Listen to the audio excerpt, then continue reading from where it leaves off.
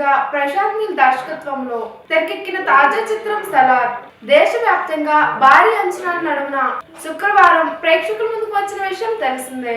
ఈ సినిమా అంతటా positive response రావడంతో భారీ ఓపెనింగ్స్ రాబడుతున్నది. ఈ సినిమాను 2 భాగాలుగా తీయబోతున్నట్లు మేకర్స్ ముందుగానే ప్రకటించారు. ఈ నేపథ్యంలో సలార్ సీక్వెల్ టైటిల్ ను పార్ట్ 1 చివరిలో రివీల్ చేశారు. మొదటి భాగాన్ని సలార్ పార్ట్ 1 గా సీస్ఫైర్ పేరుతో విడుదల చేయగా రెండో భాగానికి సలార్ 2 శౌర్యాంగ పర్వం అని పేరును ఖరారు చేశారు. అయితే ఈ సీక్వెల్ సెట్స్ మీదకి వెళ్లేందుకు చాలా సమయం పట్టే అవకాశం ఉంది. దర్శకుడు ప్రశాంత్ నీల్ తన తదుపరి చిత్రాన్ని ఎన్టీఆర్ తో చేయబోతున్నాడు.